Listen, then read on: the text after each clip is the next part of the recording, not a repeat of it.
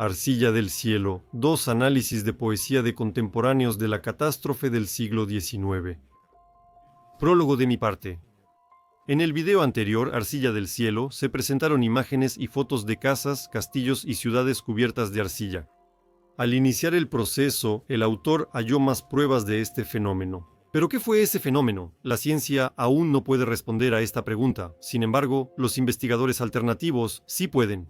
Al menos ellos tienen versiones. Alguna de ellas probablemente resulte ser correcta, y tal vez no solo una. Alexei Kungurov propuso hace años que un bombardeo nuclear a gran escala lanzó gran cantidad de rocas a la atmósfera, pulverizándolas en nanopartículas. El polvo se asentó en el agua y se derramó como un diluvio de arcilla líquida. ¿Por qué precisamente las montañas fueron bombardeadas en grandes cantidades? También hay razones para esto. Hay otras versiones. La caída de la luna y sus partes en descomposición, al desintegrarse, también derramaban esa arcilla sobre la Tierra. Durante décadas tras la catástrofe, las ciudades y espacios quedaban cubiertos por tormentas de polvo debido a la quema de bosques y la desertificación causada por la extracción de suelo en grandes áreas. Hay opciones más exóticas, pero también fundamentadas. Quizá esto fue resultado de la terraformación.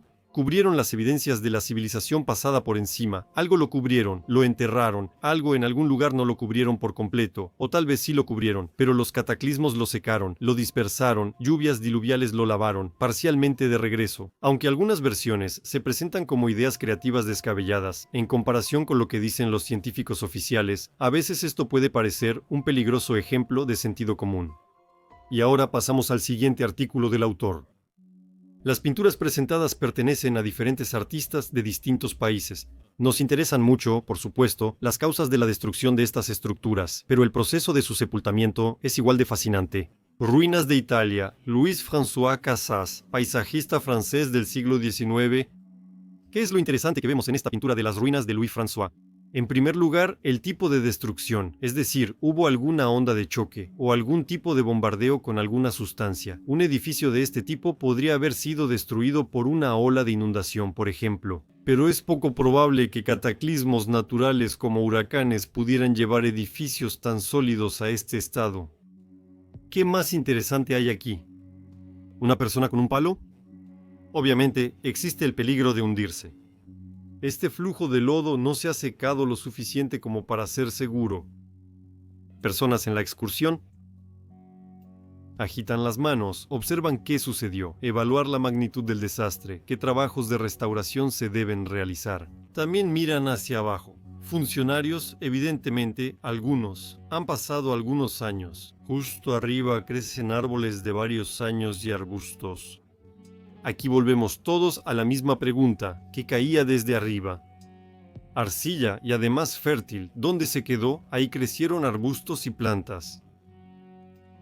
Williams Grecian, 1773-1829, pintor escocés, Castillo de Goodrich, Inglaterra. A la derecha. Se puede ver que la arena está justo dentro de la estructura, a una altura considerable, es decir, fue cubierta directamente desde arriba. Así, claramente todo esto fue rellenado. Igualmente, las paredes del castillo se volvieron fértiles. Y también el tipo de destrucción. Alguien los estuvo destruyendo de manera intencional y meticulosa. Giovanni Battista Piranesi realizó en 1755 el grabado Vista de la tumba de Gayo Cestio, donde muestra la pirámide de Cestio en Roma, pero lo más notable en la pintura son el lodo y la arcilla endurecidos. ¿De dónde llegó tanta riqueza a Roma? Echemos también un vistazo a la ampliación en la pirámide de la derecha y observemos el período de su destrucción total. Lebedev, Mikhail Ivanovich, tumba de la princesa Pepe, Vía Zemskaya en Roma, 1835, restos de la ampliación, la pirámide 80 años después desde otro ángulo. De hecho, quiero señalar que, según mis observaciones de las pinturas, los castillos y estructuras dañados se deterioran muy rápido. Por eso, Roma quedó en ruinas totales en menos de 80 años, considerando la acumulación constante de lodo, quizá en 50 años. Fyodor Matveyev, ciudad italiana, finales del siglo XVIII, años 1790. Aquí también vemos cómo se vierte arcilla densa por encima. Tardean excursión, subtítulos después del cataclismo. La gente está cansada, les cuesta levantarse y se ven fatigados. Así fue como se inundó. A pesar de que todo esto estaba en una colina, incluso estos pisos se inundaron. Así fue. Es evidente que la arcilla fluía y salía en esta dirección. Aquí todavía queda un charco líquido. Sócrates Maximovich Boroviov. Sócrates, 1817-1888, castillo en la orilla del mar. Los castillos, al igual que nuestros monasterios fortalezas, por alguna razón no tuvieron mucha suerte. Quizá a los artistas les gustaba pintar todo tipo de paisajes apocalípticos, o tal vez los artistas simplemente copiaban de manera realista lo que veían en la naturaleza. A juzgar por la pintura, en el cielo vuela una sustancia de aspecto bastante indecente que cae de la manera más natural posible. Cubriendo todo alrededor, el castillo está empapado desde la cima, literalmente todo está cubierto. El artista mostró que vuela en el cielo de forma incomprensible y luego todo se desliza hacia abajo en corrientes de lodo. Aquí vemos a personas con unos palos. Supongo que no son cañas de pescar, sino los mismos palos con los que se puede viajar de manera segura por este lodo líquido.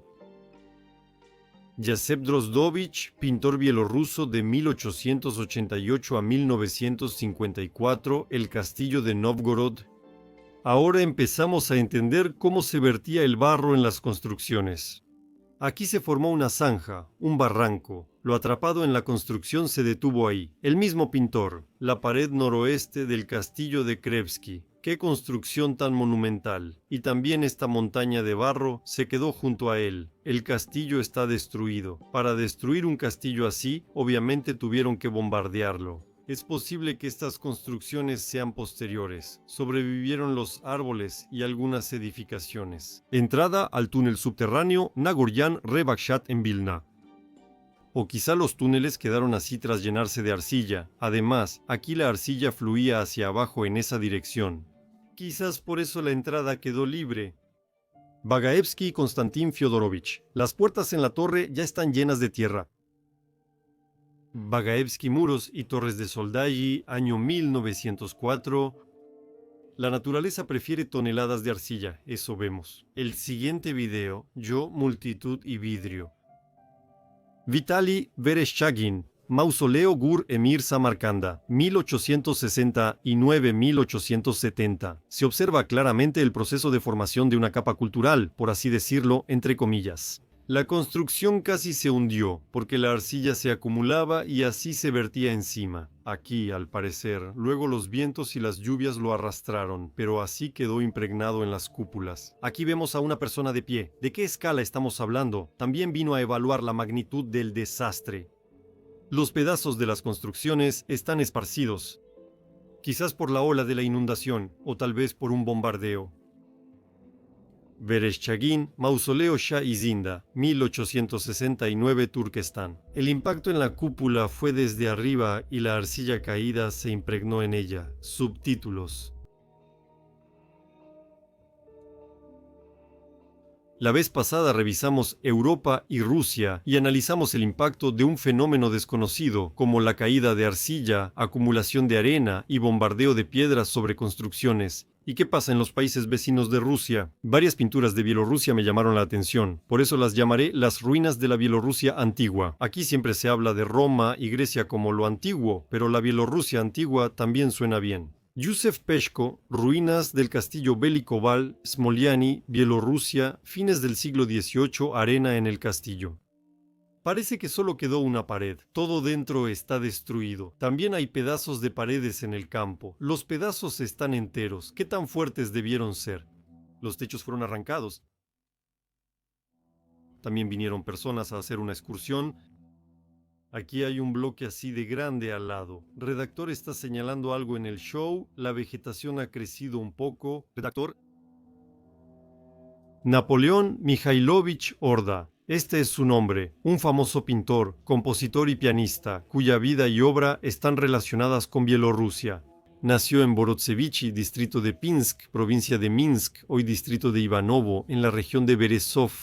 En esos tiempos había nombres extraordinarios. Nosotros teníamos a Sócrates Maximovich Boroviov y los bielorrusos a Napoleón Mikhailovich Orda.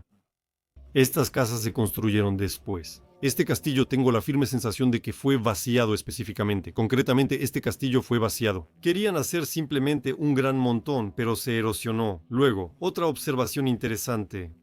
En ese periodo la Tierra era muy similar a Marte, con un color rojo visible incluso desde el espacio. Porque hay pruebas de que en el siglo XIX el paisaje de Marte cambiaba mucho, literalmente en poco tiempo. La única diferencia es que Marte, tal vez, no pudo recuperarse de esa catástrofe, similar a la que tuvimos nosotros, pero la Tierra sí pudo. Conde Rusetsky, Castillo Mirskoy, 1844. En este artista todavía se pueden ver restos de techos, así como huellas de esa granizada. Napoleón Mikhailovich Ordam, Castillo Mirskoy, unos 10 años después. Los montones de arena impresionan, y en el cielo de Bielorrusia rugen tormentas de arena del Sahara que se llevan los restos del techo. Pero aún así, aquí vemos que el agua fluye, los árboles crecen, aunque todos tienen ese color arcilloso, pero la vida sigue abriéndose camino. Kalosha. Aún hay restos de construcciones destruidas. A lo lejos ya está construida la ciudad de Rushani. De nuevo, todo está en una gama de tonos rojos. En el cielo hay polvo de arcilla, las ruinas se mantienen, las casas parecen reconstruidas. Una casita junto a las ruinas tiene un cobertizo añadido. Aquí hay gente, tienen alguna actividad. Kamenets, Litovsk, la torre de Kamenets en la región de Brest. También está toda dañada, probablemente después será destruida, y esto ya es una nueva civilización. El cielo también es rojo, con pedazos de arcilla volando en él. Novogrudsk, ruinas del castillo e iglesia principal. Otra vez lo volvieron a cubrir, lo cubrieron, pero no del todo. La gente ya se está instalando, el cielo se está aclarando. Svislok, el mismo tinte, pero todo sigue creciendo y en el cielo todavía vuela esa nanosuspensión. Napoleón Mikhailovich Orda, Castillo de Keronensky. Actualmente, del castillo solo quedan fosos, terraplenes, algunos restos de torres cilíndricas y todo está cubierto de arbustos. Golshani, ruinas del castillo de los Sapieha. Las ruinas están junto a nuevas construcciones de Krivo. En comparación con las casas modernas, son construcciones ciclópeas. Encontré imágenes del territorio actual de Lituania, Polonia y Ucrania. Jacep Drozdovich, artista bielorruso, ruinas de la torre del castillo de Kreva, Lituania. Ahí están las casitas y aquí están los montones de tierra con los que se cubrió este castillo. Lituania, Trakai, Castillo Napoleón Mikhailovich Orda. Se puede suponer que aquí hay dos pisos ocultos, o tal vez fue construido así en la colina. Que fue destruido, eso es obvio. Así lucía el castillo a mediados del siglo XIX, pintura de Wojciech Gersen, 1855. Aparentemente unos 5 o 10 años después. Es una vista triste de la desaparición de una estructura que alguna vez fue majestuosa. Napoleón Orda, Birshi, Lituania, iglesia luterana, ruinas del castillo de los Radziwiłł y la iglesia católica. Kazimierz sobre el Vístula, Polonia, ruinas del castillo. Kakini, Polonia, ruinas del castillo según litografía de Napoleón Orda. Sí, es una construcción enorme, hay que calcular a cuántos kilómetros está, y tiene esas torres ciclópeas, y en mi opinión, todo esto intentaron rellenarlo. Es obvio, una civilización anterior, un cataclismo anterior de hace 17 siglos, probablemente en Ucrania. Fyodor Solntsev, monasterio de Kirillov junto a Kurenovka, acuarela de 1843. Los monasterios, castillos y otras fortificaciones son los lugares favoritos donde se encuentran grandes volúmenes de sustancia. Aquí también veo que este lugar fue inundado a fondo. ¿Con qué medios se podían inundar tales volúmenes? Probablemente tengan más recursos que nosotros, pero no tantos comparados con los procesos de terraformación, donde los continentes pueden desplazarse. Napoleón Mikhailovich Orda, Castillo de Ostrojski, Ucrania. Si esto es un relleno, la torre estaba aquí en el suelo. Alguien claramente intentó ocultar estas construcciones ciclópeas.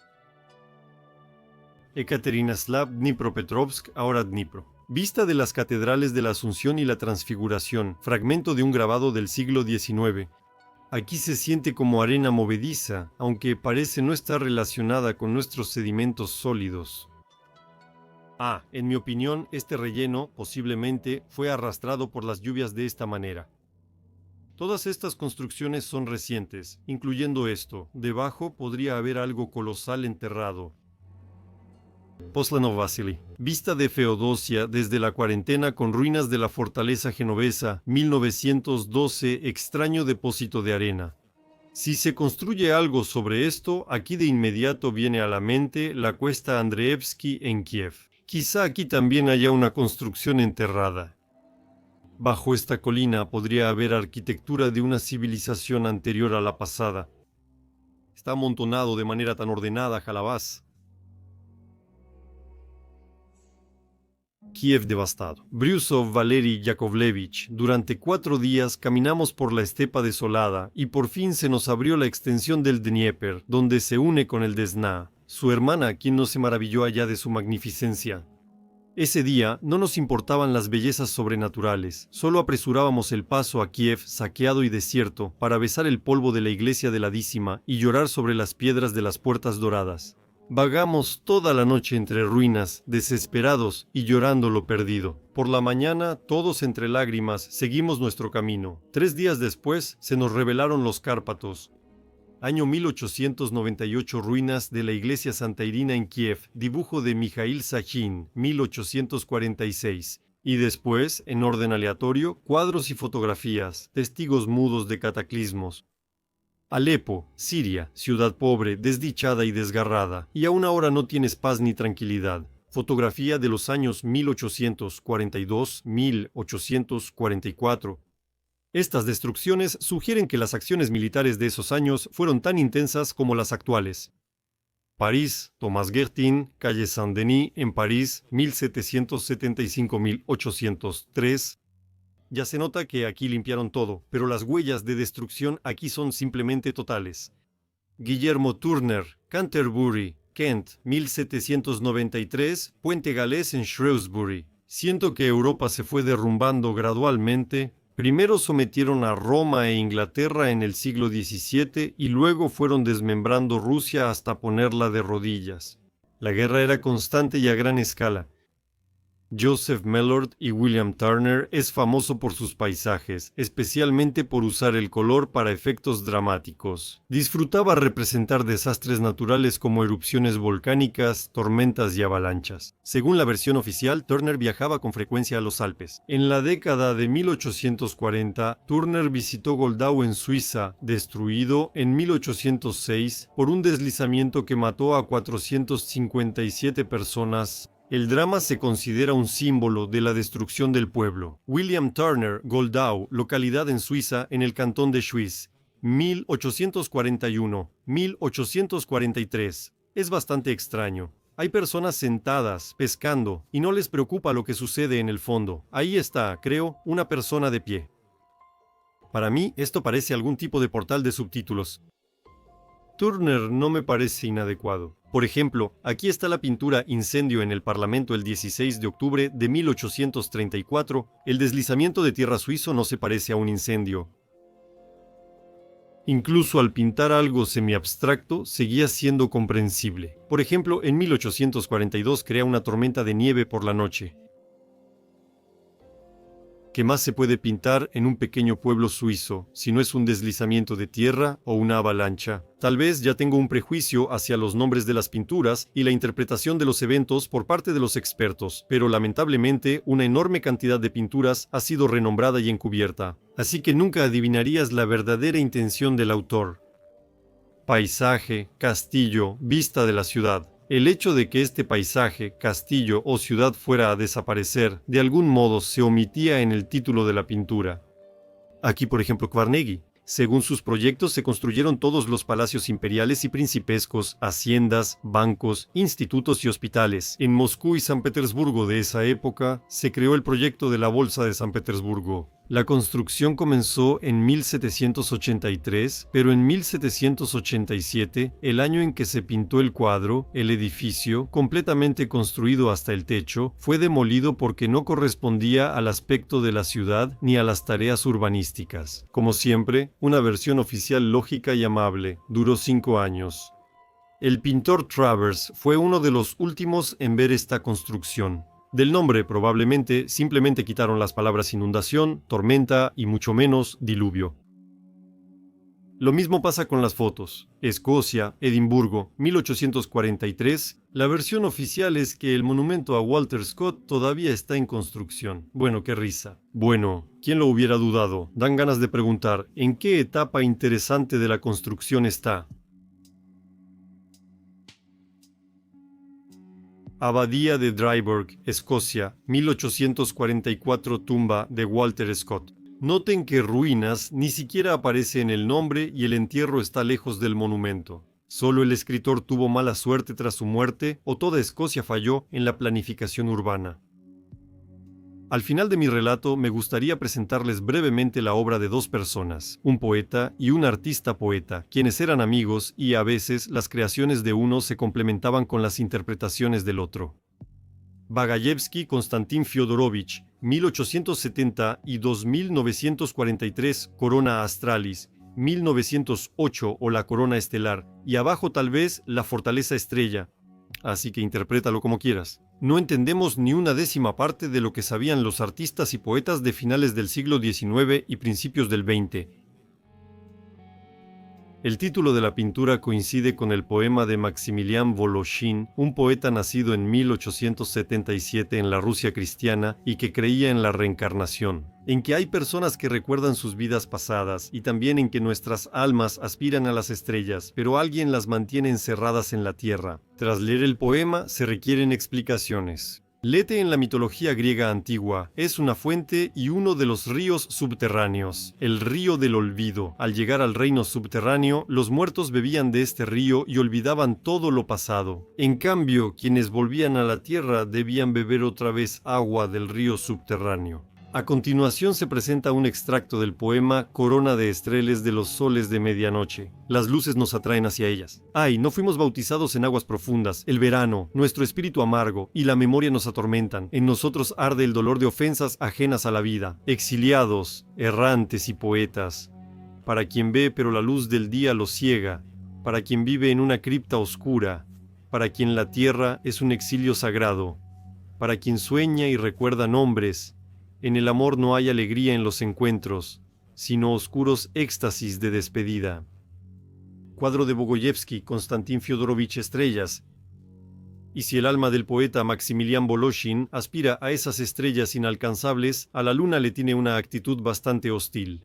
Lunaria, corona de sonetos, fragmento, tú, grito de angustia congelado en un bloque de hielo, mezcla de ira, orgullo y dolor, batir de alas sin alas, de una sola voluntad inmensa, entre espasmos, estrella apagada, freno puesto sobre los espíritus libres, grial de la lucha con la comunión de sal amarga, gólgota de almas. Llegarás cuando no acabe la sucesión de los tiempos terrenales. Muertos, conozcan la palabra del infierno. Yo descompongo con lentitud venenosa los cuerpos en la tierra y almas en la luna, trazando círculos de vampiro y bebiendo corrientes de vida en el sueño. Eres un cadáver hambriento de un mundo rechazado, año 1913. Qué a menudo nuestros antepasados miraban al cielo con esperanza y qué a veces temían lo que podría caer de él sobre nuestra tierra pecadora. La estrella Ajenjo en Konstantin Bogoyevsky es una trama apocalíptica, un símbolo personificado del terror. El ajenjo, para el artista, vierte un horror mortal sobre la tierra. El tiempo se detuvo, como si la estrella surgiera de un espacio atemporal y quemara con sus rayos las casas de piedra de la ciudad moderna. En el mundo reinó una inmovilidad bajo la luz mágica del ajenjo. ¿Qué veo en esta pintura? Veo una luz y una inundación, los primeros pisos cubiertos de agua y en primer plano una pared destruida de un edificio. Esa estrella es como un destello brillante y el artista intentó mostrar esa expresión de materia o luz que se dispersa. He escuchado una versión que dice que fue un cometa con una cola venenosa que cubrió la Tierra y como resultado hubo una peste. Yo supondría que la pintura muestra el destello de una explosión nuclear. En el Apocalipsis se profetiza que el tercer ángel toca la trompeta y cae una gran estrella, ardiendo como lámpara, llamada Ajenjo, y cayó sobre un tercio de los ríos y fuentes de agua. Esa estrella se llama Ajenjo, y un tercio de las aguas se volvió Ajenjo. Muchos hombres murieron por las aguas que se volvieron amargas. El texto indica que estos eventos no se relacionan con el presente, sino con el futuro escatológico. El arzobispo Aversky Taushev lo explica así. Algunos piensan que este meteorito caerá a la tierra y envenenará las fuentes de agua en la tierra, que se volverán venenosas. O tal vez sea uno de los nuevos métodos inventados para una guerra terrible, es decir, una futura bomba nuclear. El ajenjo simboliza los castigos del Señor en la Biblia. Y dijo el Señor, por haber abandonado mi ley, la cual establecí para ellos. No escucharon mi voz ni actuaron conforme a ella, sino que siguieron la terquedad de su corazón. Y tras los Baales, como les enseñaron sus padres. Así dice el Señor de los ejércitos, Dios de Israel, alimentaré a este pueblo con ajenjo y les daré agua con hiel. En esta pintura está la misma historia. La pintura se llama Estrella Ajenjo, año 1908. Bueno, sabemos cómo el Señor castiga a sus competidores, sí, Sodoma y Gomorra. Aquí en la pintura también veo una ciudad inundada con este líquido. Detrás de él sucede un espectáculo de luces, aparentemente por un cataclismo. En general, no estamos nada familiarizados con las leyendas sobre la estrella Ajenjo, pero a finales del siglo XIX y en el siglo XX probablemente era algo muy comprensible. Bogoyevsky Konstantin Fyodorovich, altar oriental. ¿Qué tipo de construcción antigua había antes? En primer plano, quedaron ruinas esparcidas por el perímetro, señal de una construcción destruida por una explosión. Al final, el cráter se llenó de agua y se convirtió en un pequeño lago. Somos distintos de alma, pero compartimos una llama y la misma nostalgia, las mismas piedras de una tierra. Los mismos discos brillaban para nosotros en la constelación, sin importar dónde estuviéramos, pero al corazón le son irremediablemente cercanas las colinas de Feodosia. Voloshin a un amigo, 1911. Voloshin y Bogoyevsky en el taller del escritor en Koktebel, 1930. Vieja Crimea, 1903. Aquí vemos estructuras antiguas cubiertas de tierra. Baños antiguos en Karasú-Bazar, Crimea, 1930. Fortaleza antigua, 1902. Maximiliano Voloshin, el mago de Cimeria, como lo llaman, poeta que eligió como lema, ustedes dieron, por eso son ricos. Ex Libris de Voloshin, una marca del libro que certifica al propietario del libro. El Ex Libris se pega o se estampa con un sello en la guarda izquierda. Marina Tsvetayeva recuerda su visita a Crimea en 1914, cuando comenzó un incendio en el sótano de la casa de Voloshin. Mientras Tsvetayeva, su esposo y su hermana iban al mar por agua e intentaban apagar el fuego, Voloshin seguía imperturbable. Tsvetayeva relata al traer otro balde de agua. Y, esta vez, tuve una visión fugaz de Max, de pie con la mano levantada, diciendo algo en voz baja y clara al fuego. El fuego se apagó. Apagar y encender. Voloshin, encendedor de la llama manifiesta, quedó en la memoria de sus contemporáneos. En otros momentos, en una fuerte concentración, desde él, de las puntas de sus dedos y de su cabello, brotaba una llama real, ardiente. Así, una vez, detrás de él, cuando estaba sentado escribiendo, se incendió la cortina.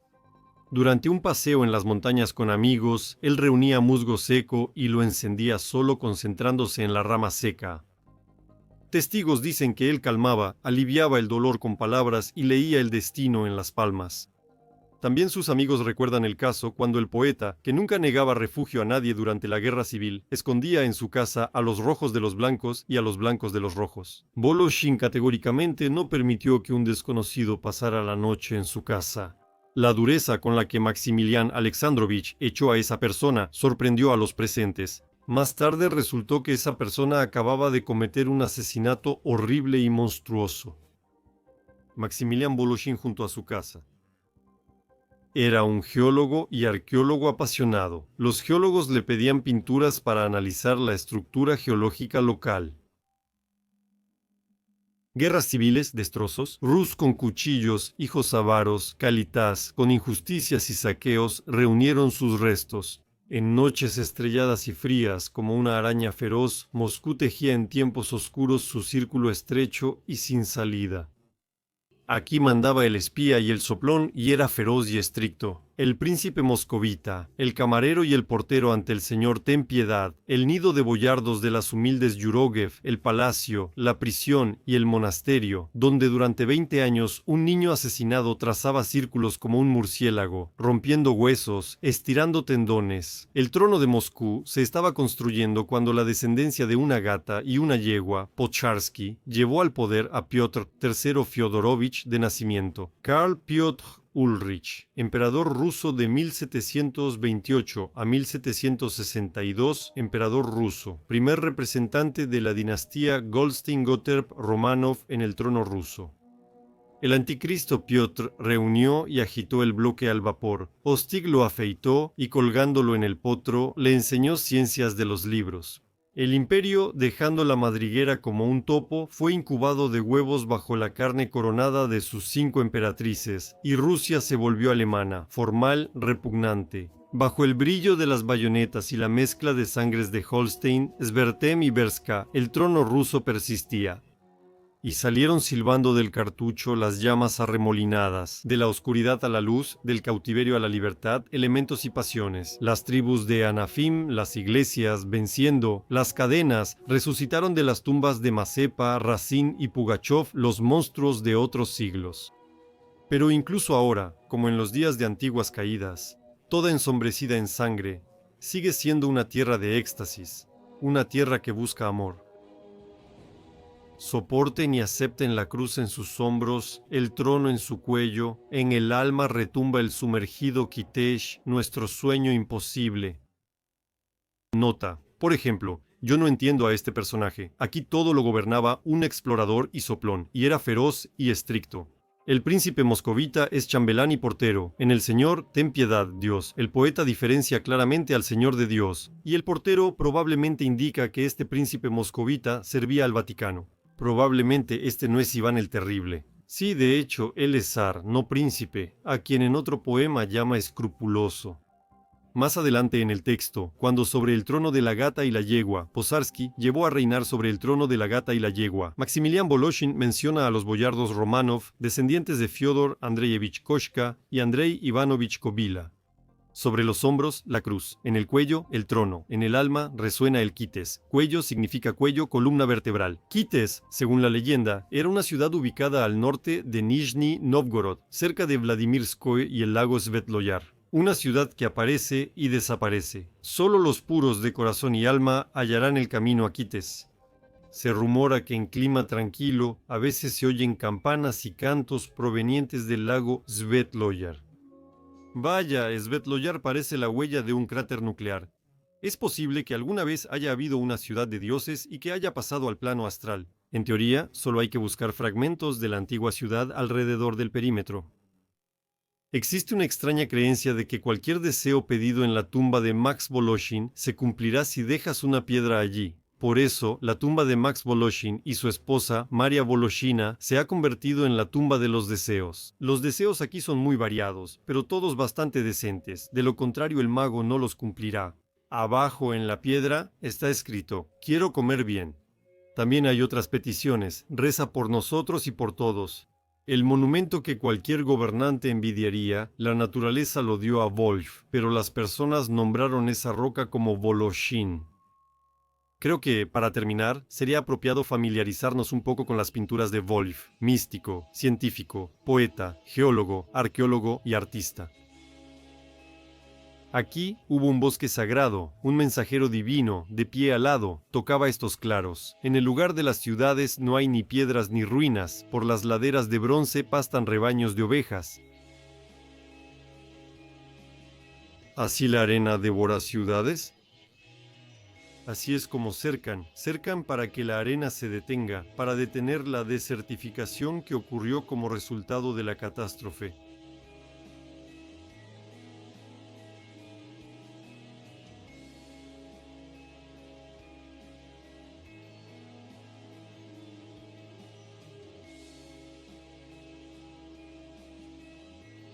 París, Plaza de la Concordia, de noche, año 1914, toda la plaza llena de faroles.